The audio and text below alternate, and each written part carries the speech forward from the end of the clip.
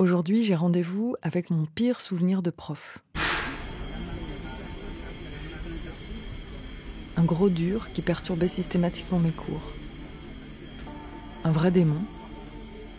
Et qui justement, ça s'invente pas, s'appelait Ange. Ange Moji. Il était surpris que je lui téléphone et que je puisse avoir envie de le revoir 14 ans plus tard. Je lui ai expliqué que je voulais prendre des nouvelles de mes anciens élèves, que j'étais plus prof maintenant, mais que ça m'intéressait de savoir ce que chacun avait fait de sa vie. Il a dit OK, et il a insisté pour venir me chercher à la gare, en voiture. Sur le coup, j'ai trouvé ça sympa, vu qu'entre nous, ça s'était terminé par un conseil de discipline et son exclusion définitive du collège. Mais là, en attendant toute seule sur le parking, je me mets à psychoter. Si ça se trouve, il a décidé de se venger, 14 ans après. Je me suis jetée dans la gueule du loup. Mais non. Il arrive avec un grand sourire, dans une vieille Clio rouge. Ça va ? Ça me fait tout drôle de le voir au volant. Merci, hein. Cool, ouais, c'est normal. Sa bagnole est complètement défoncée. Alors là, ils m'ont bousillé. Alors, hop. Et lui, il a l'air en pleine forme, propre sur lui, Super. et content de me voir en plus. Bon, je te regarde, mais ça va, t'as pas trop changé. Je vais pas changer. Non, ouais, je change pas. Ange, je l'ai eu quand il était en 3e. Je venais d'arriver dans mon collège de ZEP. C'était mon premier poste. La Pierre-Collinet, une cité à la périphérie de Meaux. Quelques tours délabrées au bord du canal de l'Ourcq. J'avais pas encore vu grand-chose de la vie, mais on m'avait quand même confié la Clouf. La Clouf, nom de code pour classe de ouf. On avait isolé dans une même classe les élèves de 3e les plus durs. Les ingérables, les violents, les oufs, quoi. Et c'est tombé sur moi.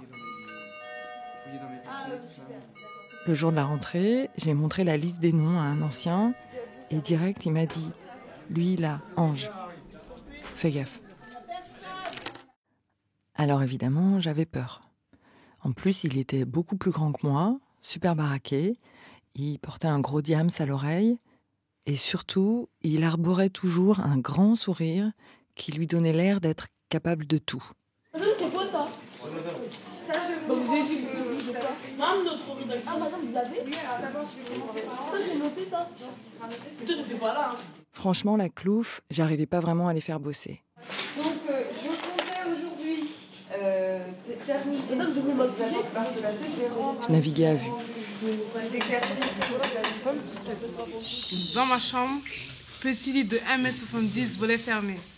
Je fais ma tente pendant 40 jours, dans l'ennui le plus total, enfermé comme dans une prison. Là, c'est un petit atelier radio.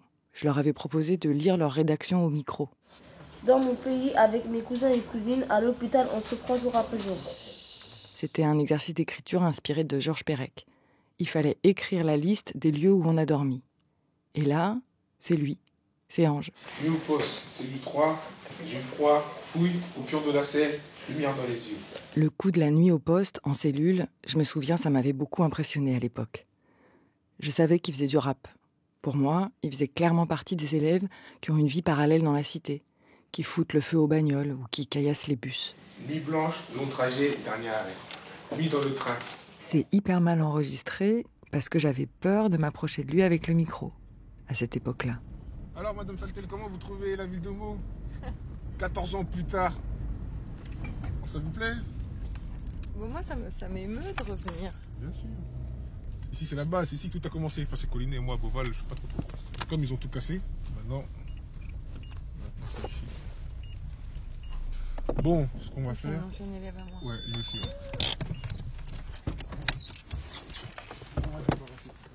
Le paysage de la cité a complètement changé. Les tours de la Pierre-Collinet ont toutes été détruites et on a rénové les autres bâtiments.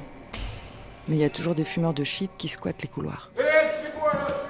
Je fais quoi? Vas-y, bouge. Ici, là. Malade, quoi. Tu peux faire ma porte, ça va. On s'installe dans sa chambre.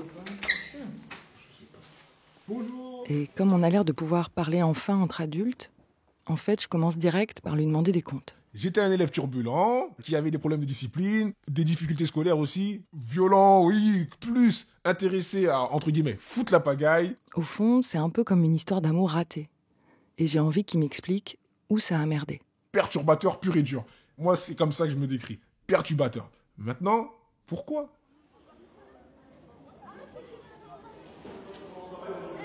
Je vis dans un quartier qui est très difficile, l'un des quartiers les plus sensibles de France. C'est ce que les profs ont du mal à comprendre. C'était deux choses différentes entre ce qu'on vivait dans notre quartier et suivre le collège avec un programme et un autre discours. C'est les grands ensembles, les grands quartiers, ce qu'on appelle même les ghettos. C'est des grandes barres assez longues, etc.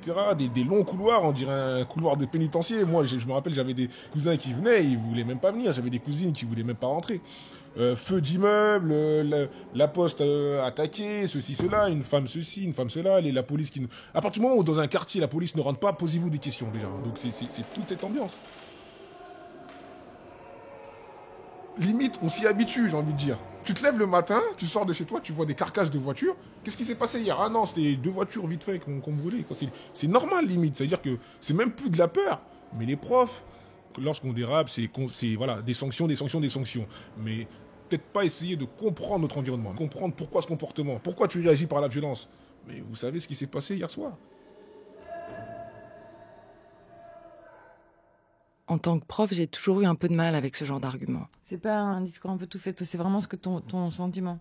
Ouais, c'est mon ressentiment. Mais là, en fait, j'écoute pas tellement ce qu'il me dit, mais comment il le dit. Rien qu'à sa façon d'articuler, de construire ses phrases, je sens qu'il s'en est tiré finalement. Et ça me touche. À la radio. Ça me touche et ça me surprend. Par rapport à Collinet. On l'a, du non. Il fallait venir 20 ans en arrière. Il n'y a plus de délinquance, coquille, il avait les caméras partout. Comment il a réussi à tracer sa route, Du non, regardez. à semer les gars qui tiennent le mur en bas de chez lui. Il s'appelle Ange Moudju. Ouais, je le connais, Antoine, tout ça. Voilà, le frère d'Antoine. Ouais, il est assez connu dans le quartier, ils le connaissent, tout le monde le connaît. Avant, il faisait des conneries, il était un peu comme on se fait tous entraîner. Bah oui. Ouais, il a changé, là, c'est vrai qu'il a grandi. Il a grandi. Il est un peu plus mature. Ouais, c'est ça. Ça veut dire qu'il a eu tellement de problèmes qu'à un moment, tu te dis, allez, j'en veux plus des problèmes. Bah ouais, c'est sûr. Et vous faites quoi? Moi, je travaille pas, là, jusqu'au 13 octobre. On revient de vacances. Moi, je travaille dans la fibre optique, moi, pour SFR et Numéricable. Je sais pas, là, j'essaie de trouver dans la peinture. Après, je cherche, je vais au Pôle emploi, tout ça. Atterri. C'est après, c'est quand tu grandis dans un quartier. Hein. Tu grandis pas pareil qu'à Paris, ou c'est pas la même.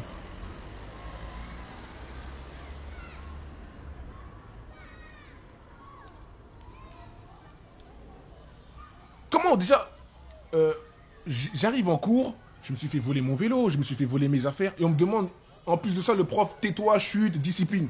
Déjà, je me suis fait voler mon vélo. C'est vrai ça?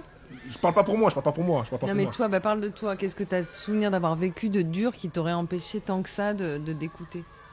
Non, il y a pas vraiment de choses qui m'a empêché. C'est que je voulais pas. Il y avait, comme je dis, il y avait des événements difficiles par rapport à l'environnement du quartier.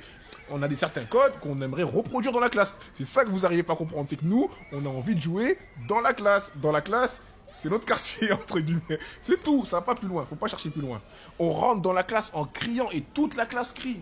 Parce qu'on est tous pareils. On va tester les limites du prof, c'était ça notre but. Mais c'était pas méchant, c'est ce que je lui dis. Il n'y a pas de c'est difficile, on pleurniche pas ici. Oui, mais toi tu dis c'était dur. Donc c'était dur ou c'était sympa? Ça se passe bien, c'est ça que moi j'ai envie de donner une image de la banlieue de joie, c'est ça qu'on nous dit. Bah, tu peux pas tout dire et son contraire, tu peux pas dire mais ça se passe bien, voilà. C'est complexe, Voilà. il y a le bien et le mal, il y a un tout. Gaëtan,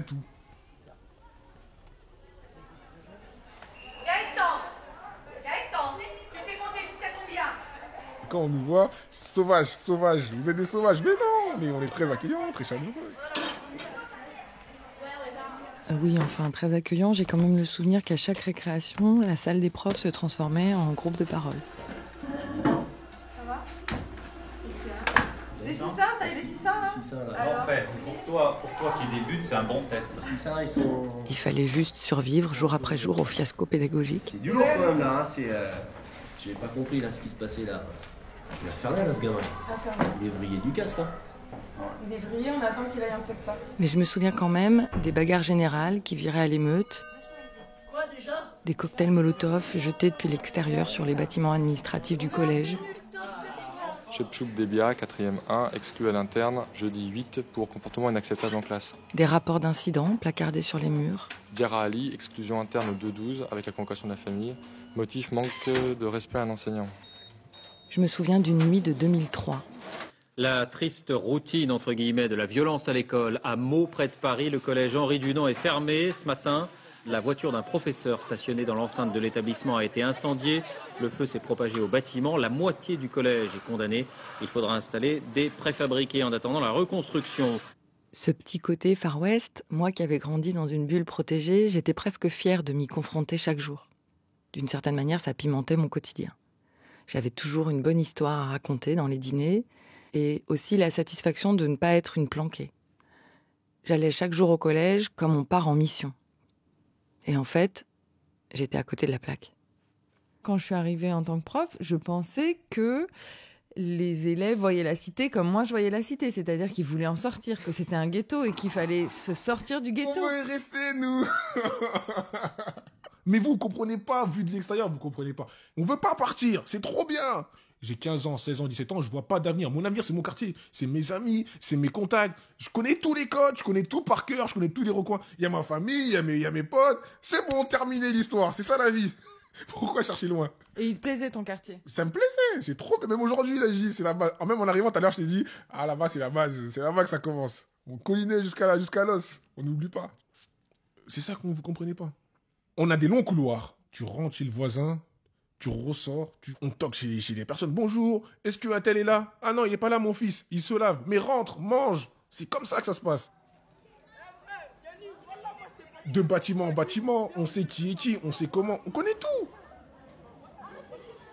On joue au football. Il y a des mamans arabes qui descendent. Les enfants, venez manger, il y a du couscous. On court, on va manger du couscous. On ne les connaît même pas, c'est même pas nos parents. Et voilà. Vous, prof, vous dites, ah oui, là, c'est le zoo, il faut détruire ce zoo. Alors que nous, on dit, ah non, là, c'est super. Ah, on est libre. Libre de vivre. Qu'est-ce qui détermine une trajectoire? Est-ce un objet? Non. Un chemin? Un animal? Non. Une réussite? Une boisson? Non. C'est un métier? Non. C'est dans la classe? Animé. Un mouton? Métier? Des lunettes? Qu'est-ce qui fait qu'un jour, on bifurque? Sans pierre? On se réinvente? Une cité, le ciel, un arbre, un bâtiment. C'est quoi le déclic? Et toi, t'avais pas été exclu? J'ai été exclu, oui. Pourquoi? On me reprochait d'avoir tapé un élève de 6e. Et moi, étant plus grand à 6e. Et c'était un groupe, on avait éteint les lumières, on se tapait entre nous. Le petit 6e est rentré en même temps. Et finalement, le petit est sorti en pleurs. Apparemment, il a porté plainte, c'est parti tellement loin. J'ai dit, waouh! Donc du coup, moi, vu mon dossier, exclu définitivement du collège, quoi. Puis après, j'ai été à Lizy-sur-Ourcq, en pleine campagne. Ça m'a permis d'avoir une autre culture, voilà, de découvrir d'autres personnes, un autre environnement. T'as arrêté de faire le caïd? Oui, c'était un peu ça. C'était que mes camarades étaient des personnes qui venaient des villages aux alentours, des villages de 300 habitants. Donc j'avais pas les mêmes codes, donc sans repère, je m'adapte. Quand vous avez une classe où tout le monde écoute, je vais pas m'amuser tout seul. Je m'intéresse, j'avance, j'apprends, je progresse. Ça s'est vraiment passé comme ça? Ça s'est passé comme ça, je m'instruis. Je dirais que c'est magique. Les discussions sont pas les mêmes. Les modes de vie ne sont pas les mêmes. Et puis, il y avait cette mixité, il y avait des noirs, des blancs, etc. Alors que nous, il y avait beaucoup de noirs arabes et peu de blancs. Et déjà, on est en France, il y a peu de blancs. Comment vous expliquez cela? Alors que là-bas, il y avait d'autres visions, d'autres cultures. Je vais parler avec mon camarade. Il a visité un musée. Il a été en vacances au ski. Il a visité la Sagrada Familia en Espagne, à Barcelone. Il a fait les plages. Il a été à Miami. Il y a de la culture, il y a de la discussion. Tu te sentais pas décalé à côté de la plaque? Pas à sa place.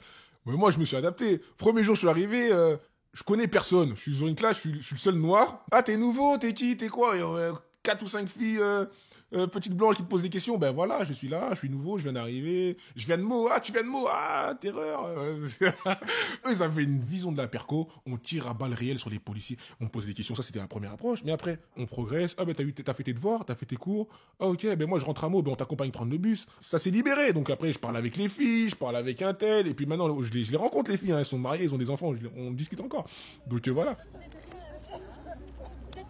Motivé. Le premier mois est passé, parce que le premier mois c'est toujours difficile. C'est bon, je suis intégré. C'est bon, la classe c'est la mienne. À vos marques. Répartez. Yasmine. Est-ce qu'il n'est pas tout simplement en train de me dire que le meilleur service qu'on lui ait rendu, c'est de l'avoir viré du collège? De cette classe poubelle où on lui proposait de venir sagement terminer sa course. C'est qui le pronom starter? Yasmine. Lui, le cancre, le rejeté du système, il nous a pris au mot. Et il est allé voir ailleurs.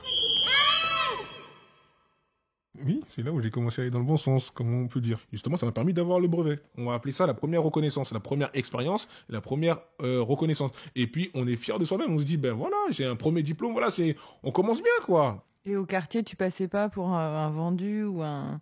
Et ben justement, moi je sors de l'ISI parce que je me suis fait virer et je reviens avec un diplôme, donc c'est une fierté. C'est au contraire, ils m'ont acclamé, ils ont dit, ben bravo, dans ta petite campagne là-bas, t'as réussi à tirer quelque chose. Et ben c'est très bien, continue comme ça, etc.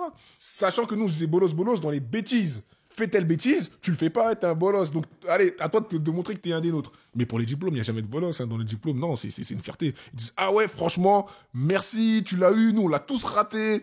Franchement, t'as assuré et tout. Et moi, ça m'a fait plaisir. Ah, c'est au collège Henri Dunant? Moi, je suis arrivé en 2001. En 2001? En 2001, il était déjà viré, malheureusement. J'étais en prison. Déjà en 2001? Non, j'étais au bled. J'étais parti en Afrique. Après, je suis revenu, je suis parti en prison. Ça va vite la vie. C'est une trajectoire un peu... Après, des fois, tu rentres dans un engrenage. Sans le vouloir. Non, et les bonnes nouvelles, et ceux qui... Ceux qui vont bien, on n'entend plus parler d'eux, malheureusement. La plupart, ils vont bien, ils donnent plus de nouvelles à ceux qui sont mal. J'ai fait un BTS en alternance.